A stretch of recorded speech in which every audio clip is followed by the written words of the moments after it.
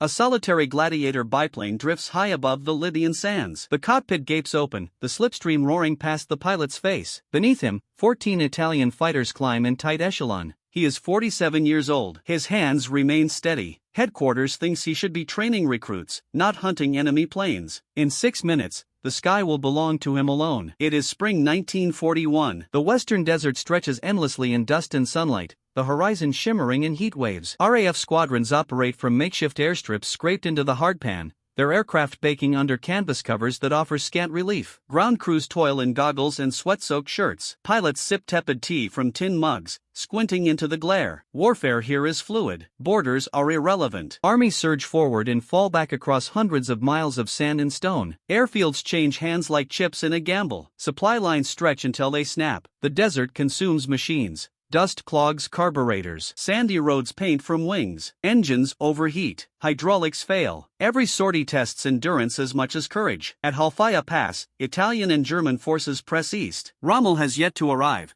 but the Regia Aeronautica dominates much of the airspace. Their Fiat CR.42 biplanes are nimble and numerous. Their Macchi monoplanes are swift. British squadrons are outnumbered, often outmaneuvered, flying planes already considered outdated. The Gloucester Gladiator is a fabric-skinned biplane introduced in 1937, and by 1941 it is antiquated. Most fighter units have transitioned to Hurricanes. The Gladiators remain only because there is nothing else. Youth is currency in this theater. Most pilots are in their 20s, gifted with lightning reflexes and keen eyesight. They withstand high G turns without blacking out and recover from fatigue faster. Doctrine is clear. Fighter combat is the province of the young, but Hal Kirby is not young. He is 47, a flight lieutenant with silver streaking his hair and lines etched around his eyes. He joined the RAF in 1915, flew reconnaissance over the trenches of France, survived the Great War, and stayed in uniform when many returned to civilian life. Between conflicts, he served in India, Iraq, and Egypt. He trained pilots. He flew mail runs. He became an authority on desert navigation, a discipline requiring patience and exactness. While younger officers climbed the ranks,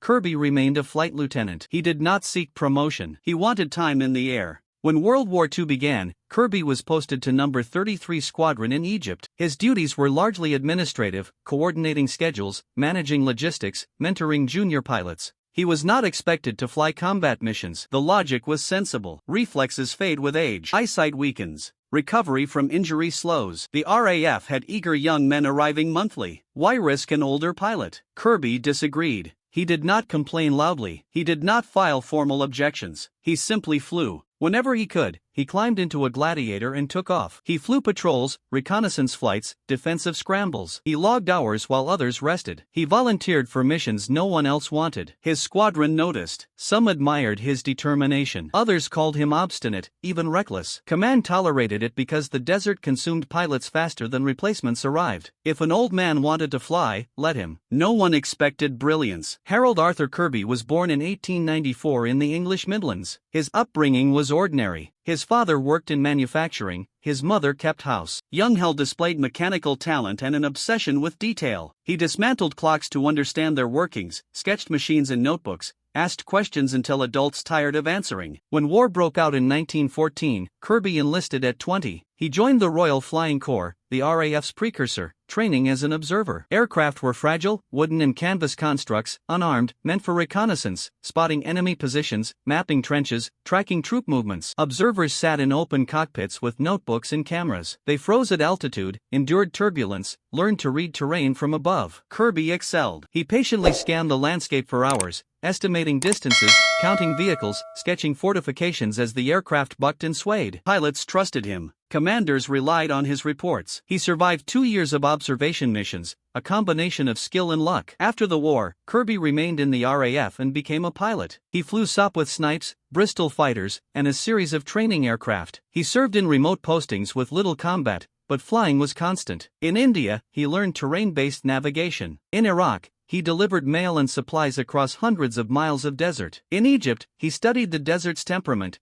how heat affected lift, how dust obscured vision, how the sun distorted depth perception. He became meticulous, checking every control surface before takeoff, obsessively monitoring engine temperatures, always landing with fuel to spare. Others called him cautious. Kirby called it survival. By 1941, he had logged thousands of hours, mastering aircraft at the limits of performance, coaxing speed from underpowered engines, tightening turns without stalling, judging gun sight deflection angles. Precision was his gift, though unglamorous. The younger pilots of No. 33 Squadron were aggressive, instinctive, fearless. They dove into dogfights throttles wide open, risking everything. Many did not return. Kirby observed silently, flying relentlessly. His commanding officer noted his consistency. He did not score many kills but never lost a wingman. He completed every mission, brought back damaged aircraft when others would have bailed. His reliability contrasted with audacity, a quiet heroism uncelebrated. In spring 1941, the squadron was based at a forward airstrip near Tobruk. The Axis advance had stalled, but the skies remained contested. Every day brought scrambles, interceptions, and patrols. Gladiators were hopelessly outclassed, but they still flew. Pilots joked that the only thing older than the planes was Kirby himself. He took it in silence. Age had taught him that proving oneself required no words. The Regia Aeronautica operated with confidence over Libya. Their Fiat CR-42 Falco biplanes were nimble and well-armed. Their pilots were trained, disciplined, and plentiful. Italian formations frequently flew in groups of 10 or more, offering mutual support and overwhelming individual defenders. The RAF struggled to match their strength. British fighters often flew alone or in pairs, scrambling to intercept raids that arrived in waves. On April 24, 1941, intelligence reported a substantial Italian formation heading toward Allied positions near Tobruk. The enemy aircraft were a combination of bombers and fighter escorts. Estimates ranged from 15 to 20 planes. No. 33 Squadron was ordered to intercept. Most of the squadron was already airborne or grounded for maintenance. Only a few Gladiators were operational. Kirby's aircraft was fueled and armed. He was assigned a patrol sector to the west. He took off solo. The situation was stark. One Gladiator against a formation of 15 or more enemy fighters. The odds were grim. Doctrine dictated avoiding engagement unless altitude, position, and backup were in your favor. Kirby had none of these. The logical decision was to observe, report, and withdraw. But the Italian formation was heading directly toward British ground forces. If left unchecked,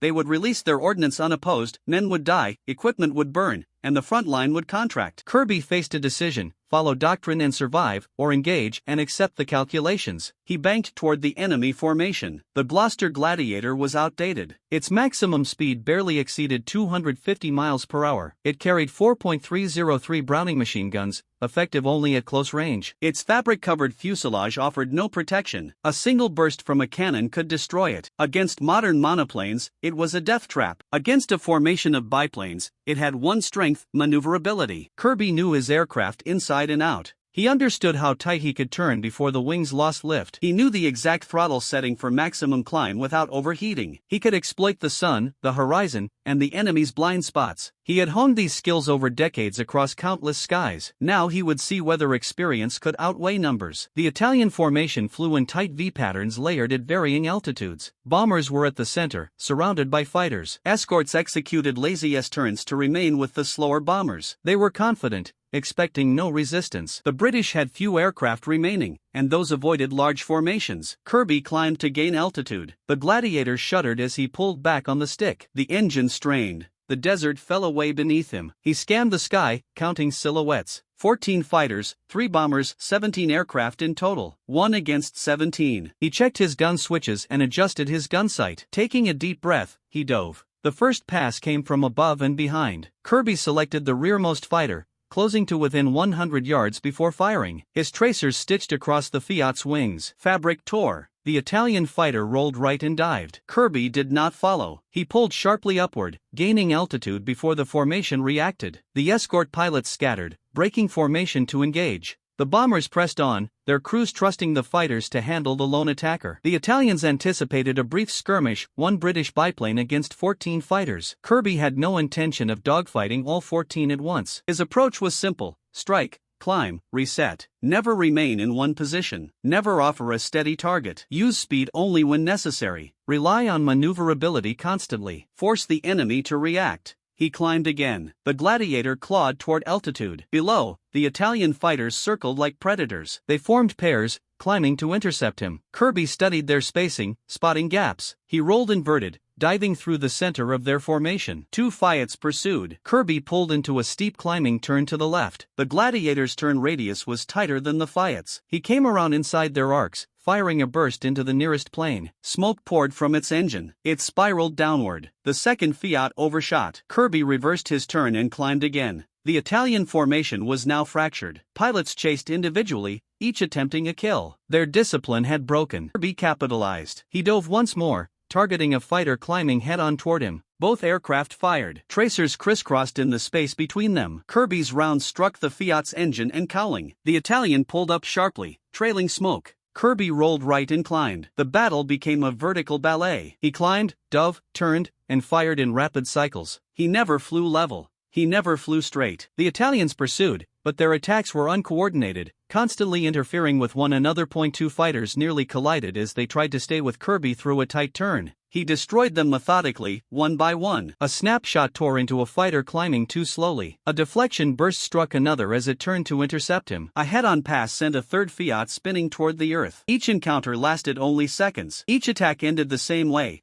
with Kirby climbing back to altitude before the next wave could close. The Italians grew frustrated. They expected the Gladiator to flee or to fall. Instead, it kept pressing the attack. They fired long bursts and missed. They pursued and bled away their advantage. Their formation unraveled into a chaotic whirl of individual duels. Kirby's fuel gauge sank. His ammunition counters ticked downward. His arms ached from sustained high G turns. Sweat soaked his flight suit. Still, he did not stop. Every time a Fiat lined up a shot, Kirby turned inside it. Every time they tried to trap him, he dove or climbed through gaps they failed to perceive. After 20 minutes, the Italian bombers turned away. Their escort was too scattered to shield them. The fighters, low on fuel and shaken, disengaged and scattered toward their home field in ones and twos. Kirby climbed back to altitude and watched them depart. He counted. 14 fighters had engaged him. 5 were confirmed destroyed or damaged badly enough to be forced from the fight. The rest fled. Not a single bomb fell on Allied positions. Kirby turned east and headed home. His engine sputtered. His fuel was nearly exhausted. He landed at the forward strip with less than 10 minutes of fuel remaining. Ground crews swarmed his Gladiator. They counted the holes in the wings and marveled that the aircraft was still flyable. Kirby climbed out slowly, said nothing, walked to the operations tent, and filed his report. 1 pilot, 14 fighters engaged, 5 claimed, formation turned back. He wrote it plainly, without embellishment. His commanding officer read it twice and asked Kirby to repeat the details. Kirby did. The CO contacted other units for corroboration. Observation posts had witnessed the fight. The Italian formation had indeed turned away. Wreckage had been spotted in the desert.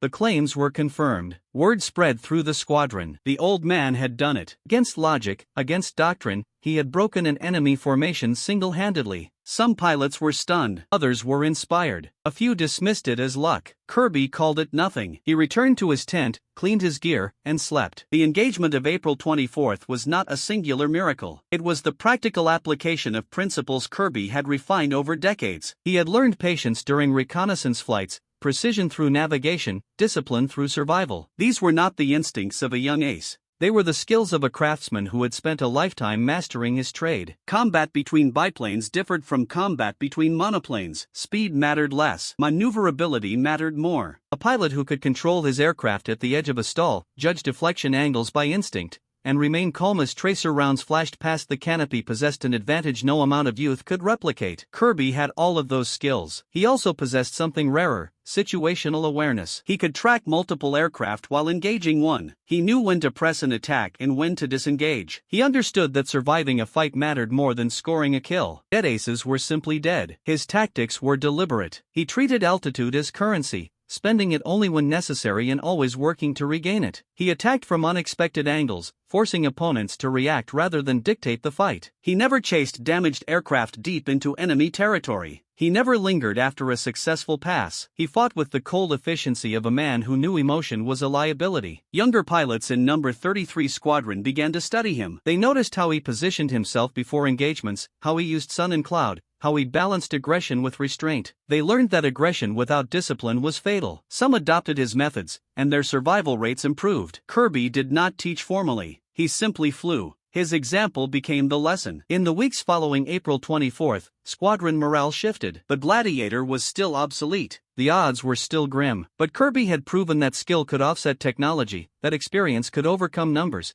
that an older man could outfight pilots half his age by flying smarter, not harder. Command took notice. Reports of the engagement reached higher headquarters. The RAF needed heroes. The Desert War was grinding and brutal, and public morale demanded stories of success. Kirby's story was ideal: the underdog, the outdated aircraft, the impossible odds. Kirby wanted none of it. He declined interviews, avoided photographers, and showed no interest in medals or commendations. He wanted to fly. Everything else was distraction. His commanders respected that. They gave him more missions, allowed him to choose his patrols, trusted his judgment. In a war that glorified youth, Kirby earned the rarest currency of all: autonomy. He continued flying combat missions through the spring and summer of 1941. He intercepted enemy formations whenever they appeared, scored additional victories, protected convoys, escorted bombers, and broke up raids. He never lost a wingman when flying with one. He never failed to return from a mission. His final tally was never officially settled. Records from the Desert War were incomplete. Aircraft vanished over vast stretches of sand where wreckage could not be verified. Pilots exaggerated. Intelligence double-counted claims. Still, squadron logs credit Kirby with at least 9 confirmed aerial victories and likely more. For a man flying an obsolete biplane at 47, it was extraordinary. The effects of his success extended beyond his squadron. His April 24 engagement became a case study in tactical schools. Instructors analyzed his use of altitude, his conservation of ammunition, his refusal to be drawn into prolonged chases. They taught his methods as principles of defensive combat. The Gladiator itself received a reprieve. Though outdated, it remained in service longer than planned. Commanders realized that in skilled hands, even aging aircraft could still be effective. The Gladiator's tight turning radius and rugged construction made it useful for ground attack and close escort roles. It served in the Mediterranean and North Africa until mid-1942, far longer than expected. Kirby's example also challenged assumptions about age in air combat. The RAF reconsidered mandatory retirement policies for pilots. Experience, they realized, was not the same as obsolescence. Older pilots had value. They trained younger men, brought calm to chaos, made fewer mistakes. This shift influenced policy. The RAF expanded roles for veteran pilots as instructors, tactical advisors, and test pilots. Men who would have been grounded stayed in service. Some, like Kirby, continued flying combat missions. Others shaped the next generation. Kirby's record also undermined the myth of the young ace. The public adored tales of daring 20-year-olds winning blazing dogfights, but reality was more complex. Many of the RAF's most effective pilots were older men who flew with discipline rather than bravado. They survived longer, trained others, influenced tactics. Their contributions were quieter, but no less essential. In the broader context of the Desert War, Kirby's actions on April 24 carried strategic weight. The bomber formation he turned back would have struck Allied supply lines or troop positions. His interception prevented casualties and preserved equipment. One man in one aircraft altered the outcome of a day. Multiply that across hundreds of engagements, and individual courage becomes collective survival. After the war, historians studied the Desert Air Campaign, documenting tactics, aircraft, and pilots. Kirby's name appeared in squadron histories and memoirs, often as a footnote. He never became famous. He wrote no book, gave no speeches, but those who flew with him remembered and told their children about the old man who refused to quit. Hal Kirby survived the war. He flew combat missions in North Africa until late 1941, when he was finally reassigned to training duties in England. He instructed new pilots through 1943, passing on lessons learned over decades. He retired from the RAF in 1945 with the rank of squadron leader, a quiet promotion long overdue. He returned to civilian life without ceremony, living modestly in a small Midlands town. He rarely spoke of the war. When asked, he said only that he had done his job. Neighbors knew him as a polite, reserved man who tended a garden and walked to the post office each morning. Most never knew he had flown combat missions. Fewer still understood what he had accomplished. Kirby died in 1971 at 77. His local obituary was brief, noting only his RAF service. There was no military ceremony, no officials, just a modest grave in a tranquil churchyard. Years later, his story resurfaced. Aviation scholars examined squadron logs, confirmed his accounts, reconstructed April 24, 1941, and stood in awe. One man, one aircraft, 14 enemy fighters. It contradicted logic and doctrine, yet it occurred. Kirby's legacy is not celebrity but demonstration, that skill endures beyond youth, that experience can outweigh technology, that bravery does not diminish with age. Ridiculed as too old and dismissed as outdated, he climbed into an antiquated aircraft and accomplished the impossible, not for recognition, but because the mission required it, because troops on the ground needed defense, because the calculations of the moment allowed no alternative. He flew because it was what he understood, with the precision of an artisan and the determination of a man who had long accepted that survival was never certain. His story imparts a simple lesson. Wars are not won solely by the boldest or the youngest, but by those who reject limits imposed by others, who perceive opportunity where others see despair, who bring decades of hard-earned knowledge to moments of crisis and apply it decisively. Hal Kirby never sought acclaim. He sought only to fly, and in doing so he demonstrated something eternal, that age is not the adversary of valor, that wisdom can triumph over youth, and that a single individual armed with skill and unyielding courage can alter the outcome of an afternoon and, in doing so, the course of a conflict. He was 47 years old. His hands remained steady, and when the sky demanded an answer, he delivered it with fire and exactitude.